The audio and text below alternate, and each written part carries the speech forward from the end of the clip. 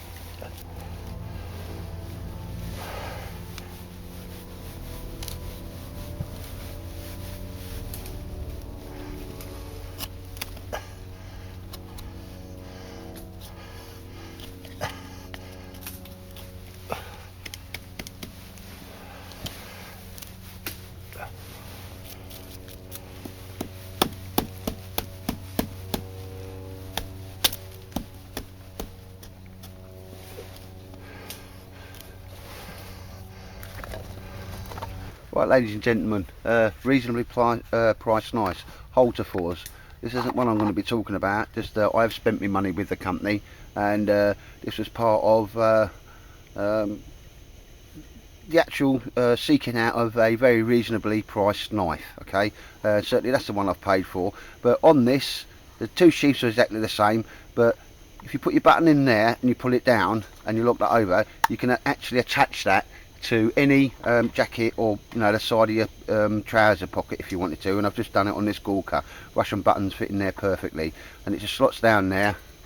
Okay, and then you push that over to lock it in. Now this is the knife I bought. Me and Big Martin bushcraft show wanted a 2 for a tenner, so we dived in there. Loving this knife, no problems. And you'll see at the Camp Shaky Christmas meet, this knife, and exactly the one I'm going to show you is exactly the same. I was able to fish much longer than this, completely sort of gut it, skin it and cut it up, and prep it for well, for eating, and very nice. So there's the one I paid for, and I've always been extremely happy with that. Frost Prepper, Camp Shaky lads, they up to video and said, put your name down for one of these. All you've got to do is your view on it, not a review, your view on it. Go and give it a bit of a workout. Some of the workout you've seen before. So the difference between this one and this one, is this worth the extra money? In my idea, yes, because any fire steel you've got will just go down the side. They've considerably improved the carrying ability of this knife. Okay. Nice carbon steel, throws sparks like you wouldn't believe. I believe that's a little measuring scale on there, not too sure what that's all about or I'd ever use that. But one thing I'm impressed about is the coating on this. I thought it'd come off pretty quickly, and I've given it a workout every single time I've come out, and yeah, and you can see it, it's on there and it's solid, so that's a really good thing. Again, it's got exactly the same system, but what they've done, I think, is well worth the money. It's completely improved the carrying system. Now it's in there and it's locked. Okay, is a proper belt loop, and that will fit on a 50mm military belt. And like I say, with this, the ability to carry a fire steel, obviously you can have a bit of cord going around there and securing it.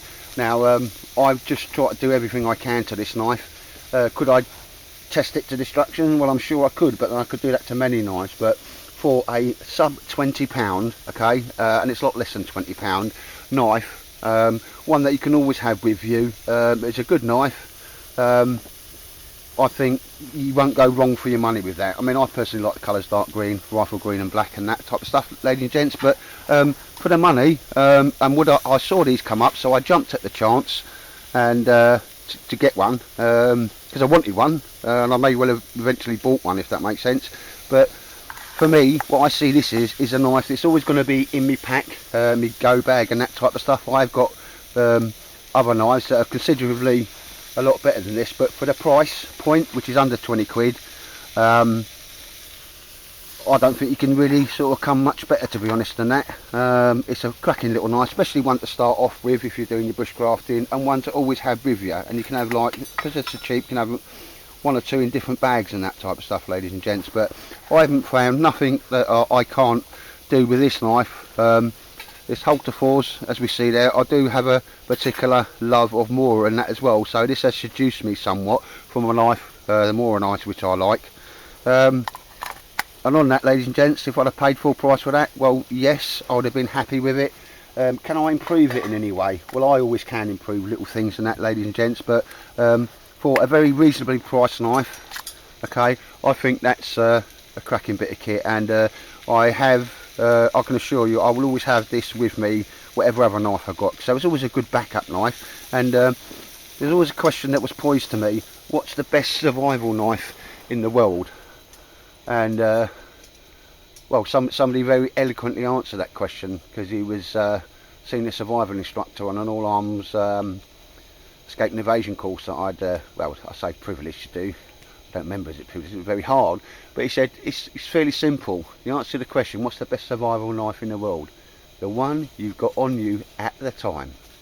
And if I got dumped in the middle of nowhere and I only had this, I wouldn't have too many problems at all. Obviously, it's fairly robust. Okay, I think the tang only comes down 2/3 way, but I've given it a good bashing about. The tips very spot on, and again, the sharpness. I've not sharpened it since I had it, and it's never given me any problems whatsoever. So, ladies and gents, do I think that's you know, do you get your money's worth out of that? Sub £20 for a knife, fire steel. It doesn't come with a fire steel. I put the fire steel in there, but quite happily they put the fire steel holder on there.